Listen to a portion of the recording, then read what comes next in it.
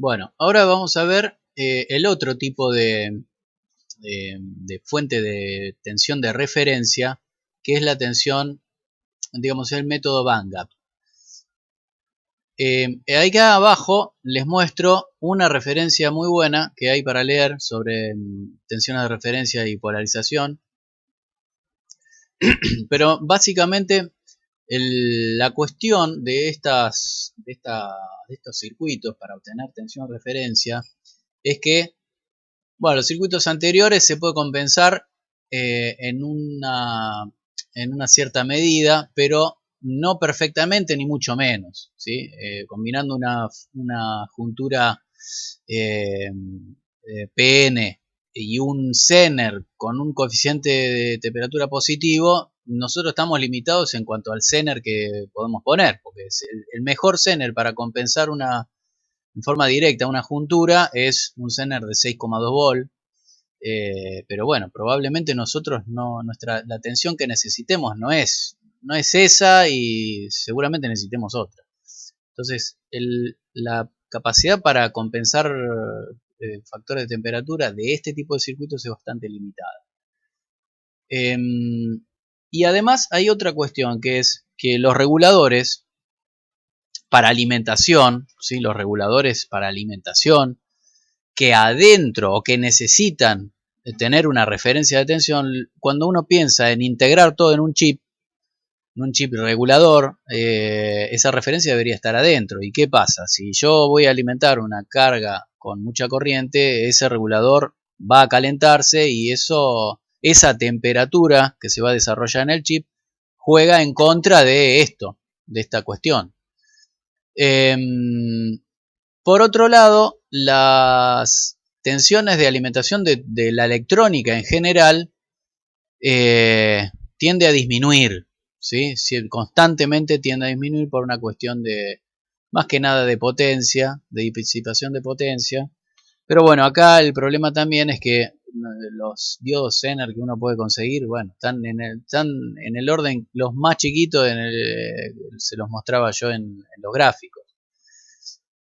Eh, entonces, bueno, ahí viene la tecnología Bangap. Las fuentes de referencia o circuitos Bangap se logran, como dice acá, generando y combinando magnitudes, lo que se llama PTAT y CTAT. Esto significa, eh, digamos, proporcional y complementario a la temperatura absoluta. ¿A qué se refiere esto? Que va a haber una parte del circuito que tenga coeficiente positivo de temperatura o proporcional y otra parte del circuito cuya coeficiente de temperatura sea complementario o negativo, ¿sí? De tal manera que en todo el rango de temperatura o en un amplísimo rango de temperatura se pueda lograr la compensación entre las dos. A ver si no estaba acá. Ay, no sé por qué. ¿Dónde está? Ah, perdón. Entonces, para empezar a entender esto, a lo que nosotros podemos acudir es a la relación entre corriente y tensión de una juntura PN.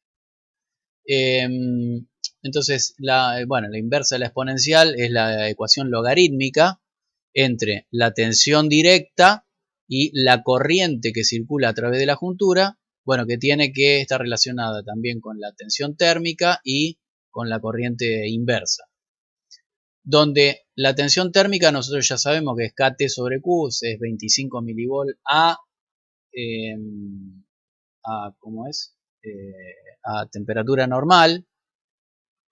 Y por otro lado, la corriente de fuga tiene que ver, o si tiene una proporcionalidad con estas magnitudes, es decir, la temperatura al cubo, una constante de proporcionalidad y un término exponencial que depende de una constante que es 1,205 tensión Van Gogh en silicio y otra vez la temperatura, la BT, ¿sí? Esta misma que está acá. ¿Cuál es la historia, que uno cuando analiza en definitiva, ¿no? El coeficiente de temperatura negativo de toda esta expresión, le termina dando lo que uno ya conoce, ¿sí? Que es este menos 2,2 milivolt por grado centígrado. Porque claro, está la temperatura acá y uno podría decir, bueno, pero no, es directamente proporcional a la temperatura. Pero no, adentro de este logaritmo también hay otro término y que depende de la temperatura al cubo.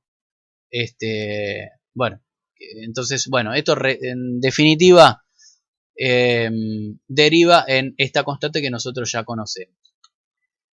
Entonces, esta magnitud, la magnitud tensión en una juntura, tiene un factor de temperatura negativo. En consecuencia, es lo que se llama un CTAT.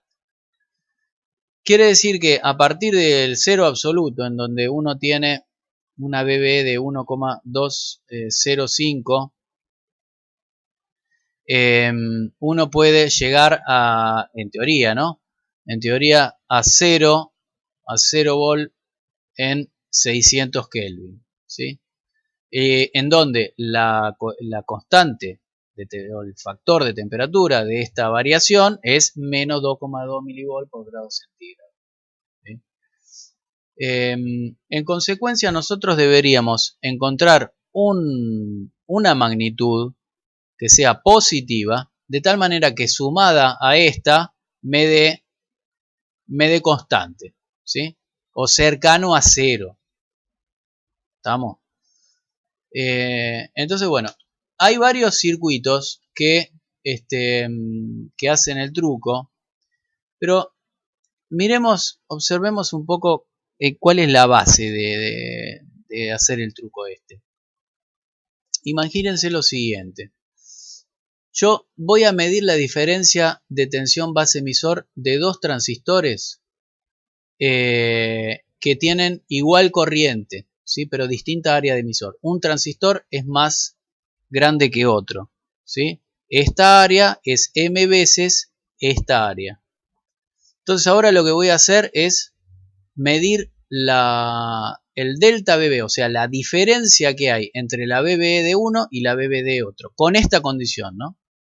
Entonces, si yo reemplazo la BBE de cada uno de los dos con la relación que vimos recién, tenemos esto. Si hacemos un poco de logaritmo, jugamos con los logaritmos, queda el logaritmo de esta razón. Pero ¿qué pasa? Si yo alimento a los dos transistores con la misma corriente y dado que la corriente de fuga es m veces para el transistor 1 porque es más grande, ¿no? La corriente de fuga es proporcional al área del transistor. Entonces, si yo tengo un área mayor, voy a tener mayor corriente de fuga que si tengo un área chiquitita. Entonces, en definitiva, este número me da, bueno, BT logaritmo de M. Fíjense que ahora esto resulta constante y esto es KT sobre Q. Quiere decir que todo este conjunto, a medida que aumenta la temperatura, es positivo, ¿sí? Aumenta la temperatura, aumenta la BB. Entonces eso es una magnitud PTAT. Ahora lo que vamos a hacer es combinar el factor de temperatura de BB, que es negativo, con este factor de temperatura, que es positivo, para lograr KT igual a 0. Entonces, lo que les decía yo, uno de los circuitos que hace el truco, esto lo inventó este señor y lo implementó en circuitos integrados, ¿no? Esto siempre en circuitos integrados. ¿Para qué? Para que todo el circuito esté a la misma temperatura. ¿Está bien? Entonces el circuito de Broca consta de dos transistores, dos fuentes de corriente de alimentación iguales y un divisor resistivo, ¿sí? Entonces, ¿cuál es la cuenta que hay que hacer acá? Nosotros vamos a averiguar cuánto vale delta BB, ¿sí? Delta BB, ¿por qué es delta BB? Porque en esta malla está BB2 menos BB1. Entonces delta BB, BB2 menos BB1 es, dijimos, BT logaritmo de M. La corriente por R3 va a ser su tensión, o sea, delta BB dividido R3, que no es otra cosa que BT logaritmo de M, bla, bla, bla. Bien, fantástico. Esta IR3 también es PETAT, porque es proporcional a delta BB. Entonces, si yo hago el cálculo de B0, fíjense que B0 yo vengo por acá, hago esta malla que está acá,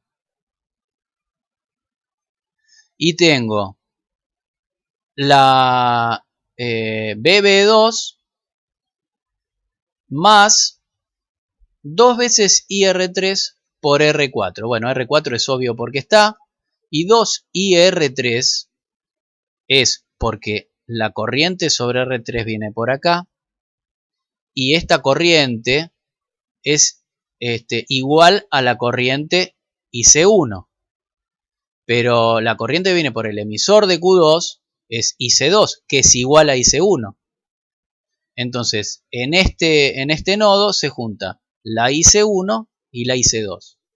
Y bueno, IC1 es, como dijimos, delta BBR3 sobre R3. Delta BB sobre R3. Entonces acá puedo reemplazar, bueno, tengo que, a ver acá, tengo R3 acá y R4. Y acá tengo, la BB2 no cambió, y esta BT está multiplicada por todo este conjunto, ¿sí? Por 2 logaritmo de M R4 sobre R3. Bien, entonces lo que yo tengo que hacer es lo siguiente. La expresión de B0 es esto más esto. Entonces, la variación de temperatura de B0, la variación de B0 con respecto a la temperatura, o sea, la derivada de B0 respecto a T, es la derivada de BB2 respecto a T más la derivada de esto respecto a T. ¿Correcto? Entonces, yo lo que voy a forzar es que ese número sea igual a 0. Entonces, ¿qué es lo que tengo que despejar acá? Y bueno, lo que tengo que despejar acá es esta constante, ¿sí? Que va a ser la que yo fuerce para que esto me igual a 0. Bueno, eso, el 2,2 ya lo conocemos. Entonces, esta constante por este factor tiene que ser igual a 2,2. De esa manera igualé a 0 esto. Bueno, K sobre Q, yo sé lo que es, son dos constantes. De tal manera que esta C me tiene que dar 25,5. Si C es 25,5, entonces yo anulé el TEMCO. Bueno, y acá podemos empezar a suponer cómo, digamos, esto tiene que ver con cómo yo puedo diseñar el circuito integrado. Digo, bueno, un transistor es 8 veces más grande que el otro, el logaritmo de 8 es aproximadamente 2, y la constante, que tiene que ser 25,5, lo reemplazo por le reemplazo el logaritmo. A ver, bueno, y de acá lo que puedo hallar es la relación entre R4 y R3, que me tiene que dar, en este caso, 6,38. Esta relación yo la puedo complementar con un requerimiento de polarización y puedo hallar cuánto vale efectivamente R4 y cuánto vale efectivamente R3. Que cumpliendo su razón en valer 6,38, este circuito efectivamente anula el coeficiente de temperatura. Bueno, y por último, para que lo tengan fácil, digamos, si ustedes quieren armar un regulador de tensión usando una referencia de tensión, esta referencia de tensión, el TL431, es un integrado que implementa una fuente de tensión de band gap. Este integrado tiene la capsulita de un transistor chiquitito y bueno, tiene este símbolo. Y tiene 3 terminales, cátodo, ánodo, estos funcionan como si fuera un Zener, y tiene un pin de referencia, ¿sí? Y adentro, este Zener este integrado mejor dicho, tiene una referencia de tensión, band gap, esta es de 2,5 volt, un transistor, un pequeño transistor, ¿sí? Para manejar cierta corriente, y un amplificador operacional. Entonces, ¿cómo funciona este aparatito? Bueno, acá están algunas especificaciones, parte de la hoja de datos, 1%, es decir, tiene un error del 1% en 2,5 volt, tiene una temperatura de operación de 0 a 105 grados, ¿qué dice acá? 4,5 milivolt. Bueno, acá desviación de la tensión de referencia en todo el rango de temperatura, de 0 a 100 y pico de grado, como lo vimos recién. 4,5 milivolts, fíjense esto, en un rango de temperatura de 0 a 100. Calculen ustedes la temperatura que tendrían que variaría una juntura PN en un rango de 0 a 100 grados, y fíjense que esto es mucho más chiquito que eso, ¿sí? Es muchísimo más estable que una juntura. Bien, bueno, ¿cómo es el funcionamiento básico de este circuito integrado? Bueno, el funcionamiento básico como Zener, como si fuera un Zener, un diodo Zener, de 2,5 volt, se conecta de esta manera. Es decir, esta es la fuente no regulada. Esto es una resistencia que es como si fuera la resistencia de polarización del Zener, y se cortocircuita el pin de referencia con lo que sería el cátodo del supuesto diodo Zener, ¿sí? Entonces, esto va a funcionar como un circuito realimentado negativamente. ¿Cómo lo podemos cualitativamente demostrar? Bueno, fíjense que si yo acá mido B0, esta va a ser como mi tensión de salida, ¿sí? Si acá esta tensión B0 tiende a reducirse por alguna razón, porque yo acá va a estar conectada mi carguita, ¿no? Entre este punto y este punto. Entonces, si yo aumenté mi corriente de carga, esto, como todo dipolo de Thevenin, tiende a caer la tensión. Y si tiende a caer la tensión, tiende a caer acá con respecto a tierra. Esta tensión, bueno, esto 1, 2 es la secuencia, ¿no? La tensión en el pin más tiende a caer. ¿Qué pasa con el epsilon? ¿Sí? Esta está constante, pero esta cayó. Entonces, ¿qué pasa con epsilon?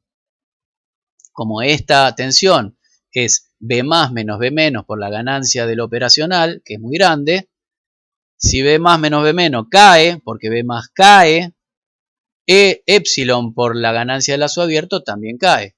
Y si cae esta tensión, ¿sí? Cae la tensión de base de este transistor, como esta está quietita en masa, ¿qué pasa con la tensión, con la corriente de colector? Y dijimos, si BB cae, corriente de colector cae.